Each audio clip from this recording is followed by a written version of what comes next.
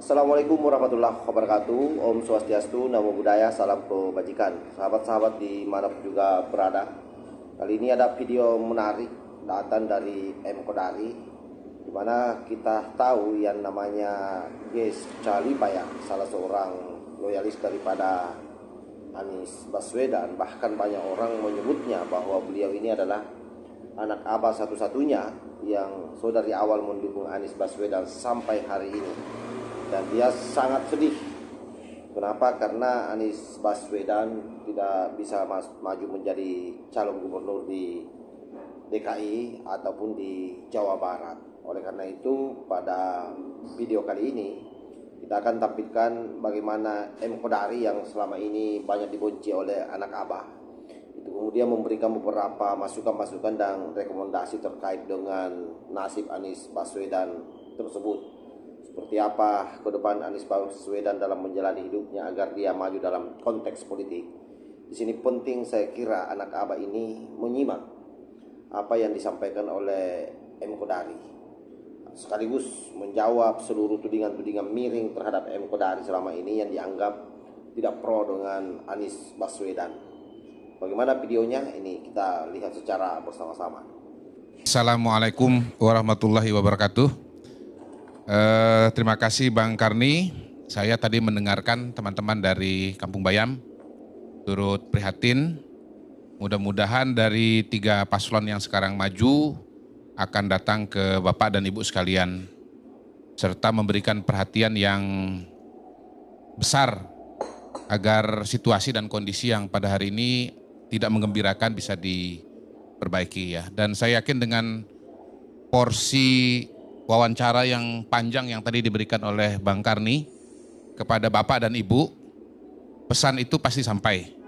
Pesan itu pasti sampai ya, dan mudah-mudahan yang terjadi di Kampung Bayam tidak hanya di Kampung Bayam yang didatangi, tetapi juga tadi Kampung Akuarium maupun daerah-daerah lain yang mengalami masalah sejenis itu akan diperhatikan juga oleh ketiga paslon yang ada pada hari ini. Saya mungkin Bang Karni sesuai dengan tema saja, sesuai dengan topik saja, yaitu soal masa depan Anies Baswedan ya. Berdasarkan pidato yang beliau sampaikan kemarin, yang dalam pidato itu kuat sekali pesan dan kesan bahwa beliau akan mendirikan ormas atau partai politik.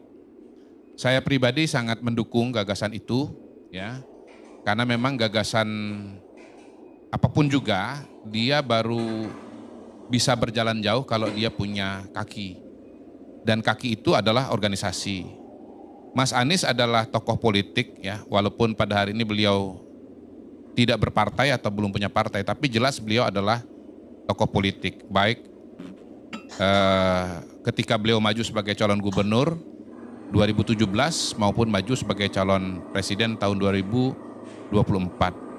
Nah, keberadaan partai politik, entah nanti langsung berdiri sebagai partai politik atau berdiri sebagai ormas dulu, sebagai sebuah proses metamorfosa, sebagaimana yang pernah beliau alami, misalnya dulu pernah tergabung di Ormas Nasional Demokrat, ya. Kemudian Ormas Nasional Demokrat menjadi Partai Nasdem, walaupun Mas Anies tidak ikut di Partai Nasdem, tapi saya kira menjadi pengalaman yang sudah membuat Mas Anies itu punya pelajaran ya, atau sudah punya pengalaman lah bagaimana menyiapkan sebuah partai politik yang dimulai dari ormas ya. Dan memang dalam struktur pemerintahan kita, dalam struktur politik kita, peran partai politik itu sekarang sangat-sangat sentral. Kalau Mas Anies mau melakukan perubahan atau Mas Anies mau masuk ke ranah politik, ya memang jalan paling aman itu adalah dengan mendirikan partai politik. Saya kira itu salah satu pelajaran yang paling jelas polanya Bang Karni ya, dari pengalaman tokoh-tokoh politik kita dalam rentang tahun 98, 99 sampai dengan sekarang. Nahdlatul Ulama, Gus Dur ingin punya pengaruh di politik, mendirikan PKB. Pak Amin Rais ya sebagai tokoh reformasi, boleh dibilang tokoh perubahan juga pada masa itu, ya. Lokomotif reformasi, lokomotif perubahan pada waktu itu mendirikan partai juga, Partai Amanat Nasional.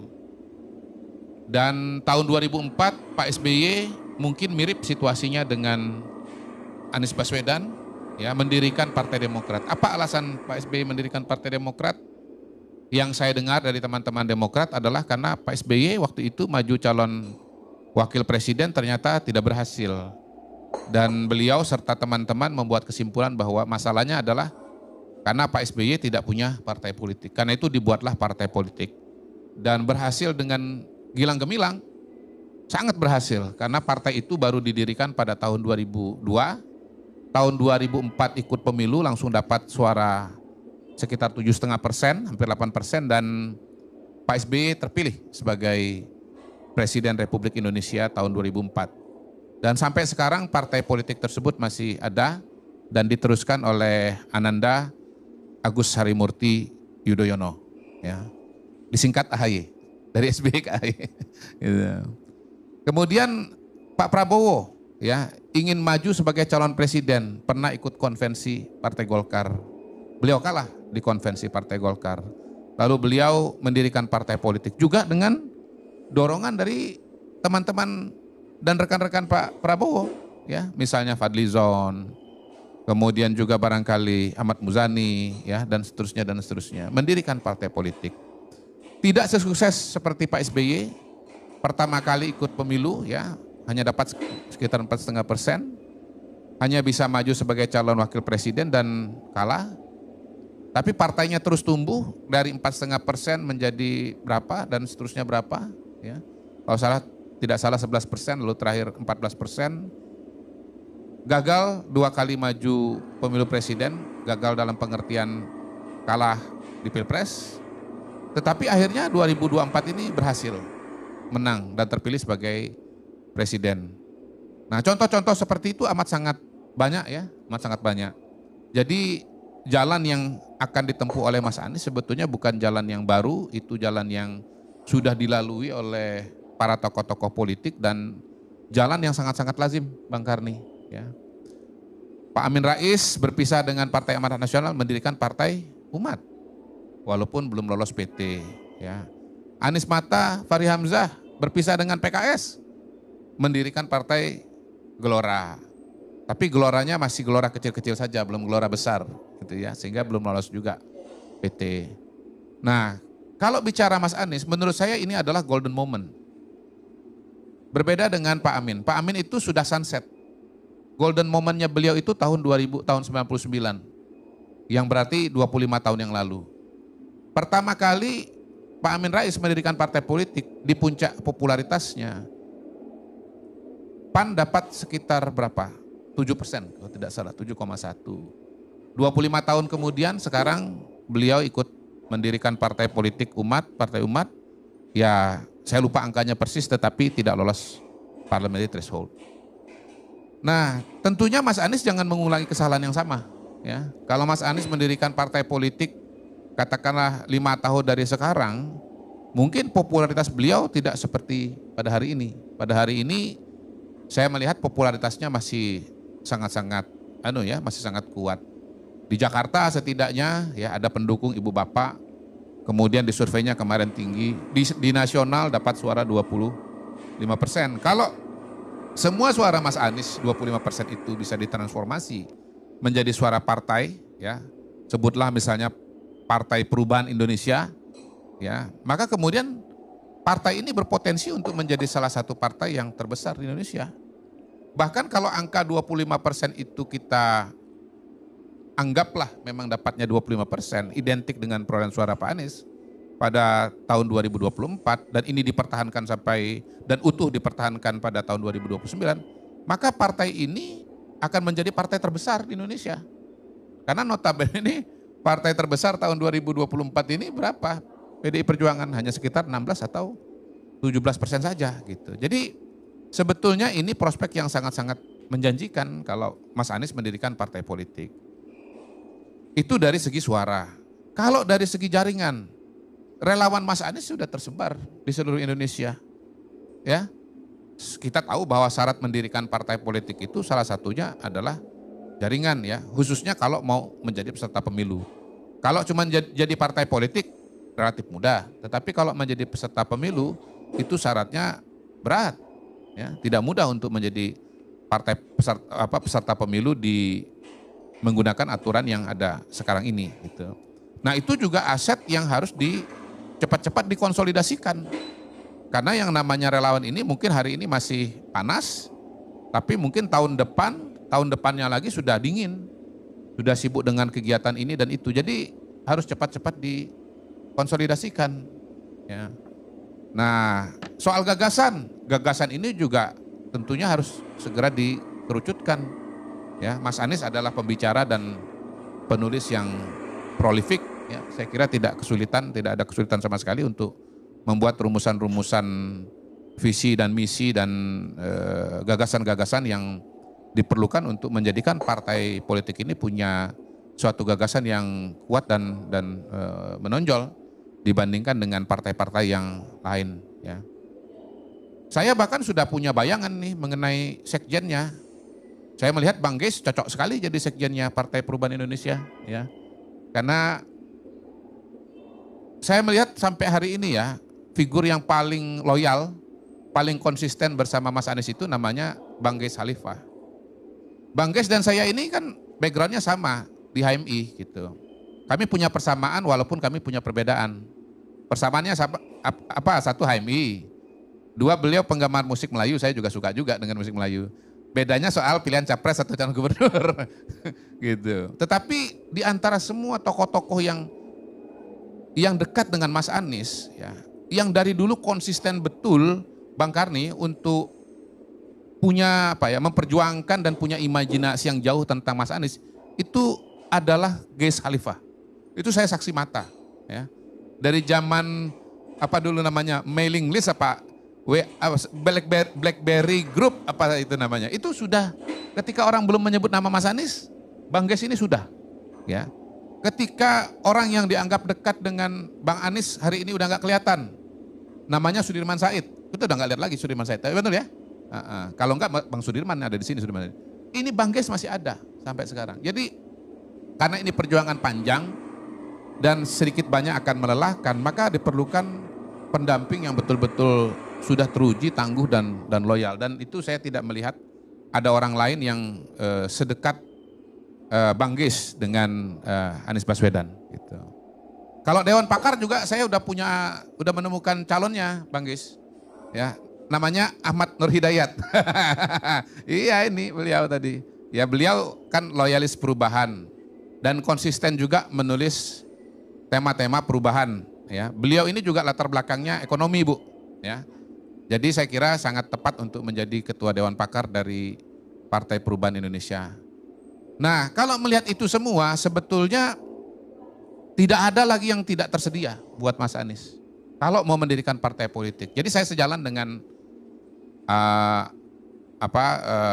Pak Nur ya, dengan Mas Nur, dengan Dek Nur ini. Saya sepakat bahwa sebetulnya pada hari ini kalau ada partai politik baru yang paling potensial untuk segera berdiri, yang paling potensial untuk mendapatkan suara yang signifikan, ya, itu adalah partai yang didirikan oleh Anies Baswedan. Ya. Modal suaranya sudah ada, gak main-main loh, 25% dari total pemilih. Ya.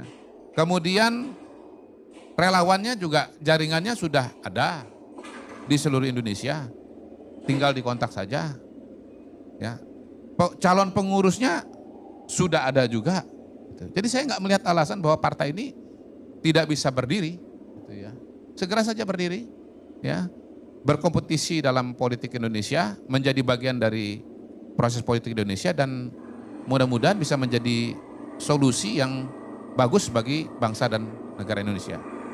Saya kira itu Bang Karin. Terima kasih. Wassalamualaikum warahmatullahi wabarakatuh.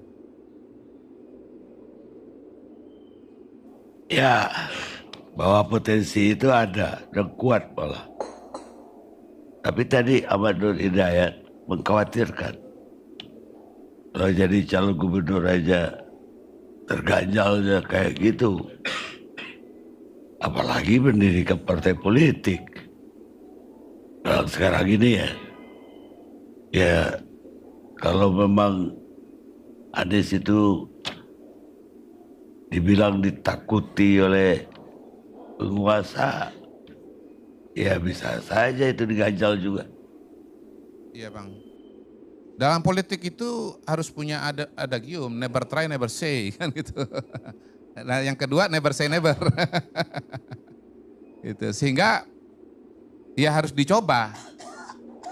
Kalau saya lihat sih dari partai politik yang pernah ada di Indonesia pada era reformasi, banyak kok yang didirikan oleh tokoh-tokoh oposisi.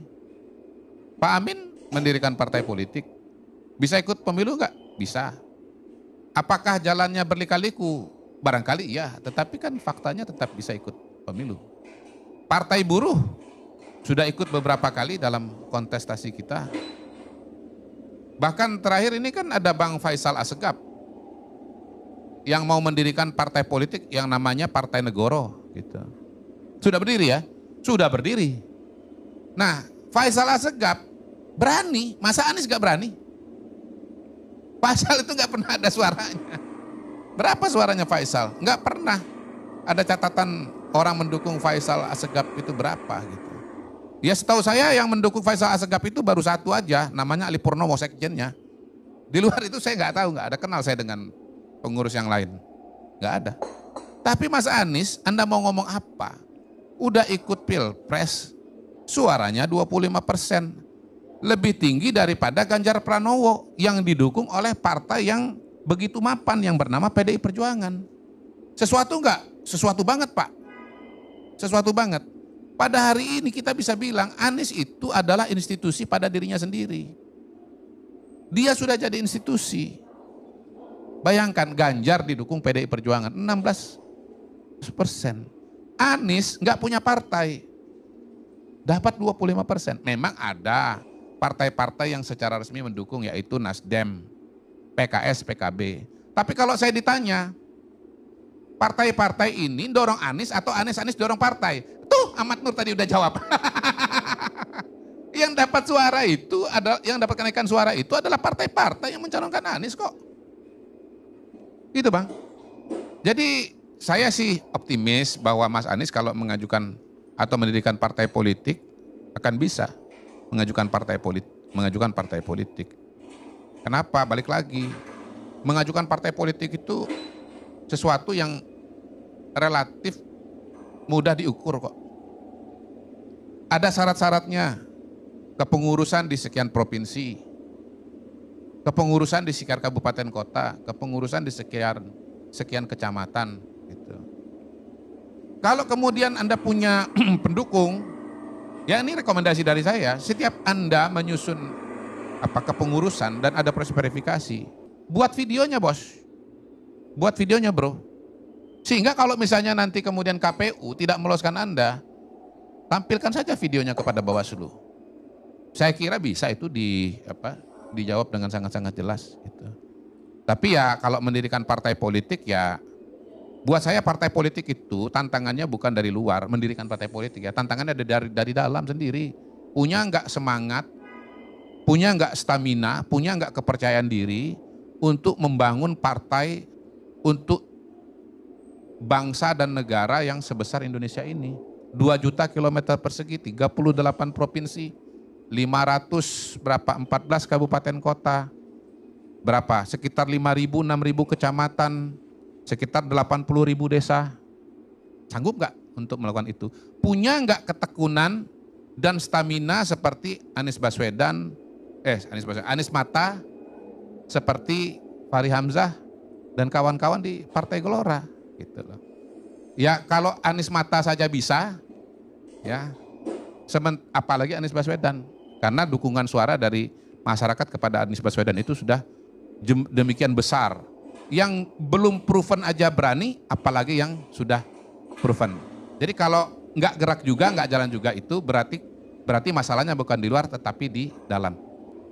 Oke, kita sudah mendengar bagaimana paparan M. Kodari dan saya yakin bahwa apa yang disampaikan oleh M. Kodari ini sesungguhnya ini masukan yang sangat positif ya buat Pak Anies Baswedan. Jadi tampak dari mukanya Jess Khalifah itu begitu sangat tertegun dengan apa yang disampaikan oleh M. Kodari, apalagi diberi masukan bahwa kalau Anies Baswedan menjadi pimpinan partai politik, maka yang paling layak untuk menjadi sekretarisnya atau sekjennya adalah Ges Calipah. Saya kira demikian sahabat. Wassalamualaikum warahmatullahi wabarakatuh.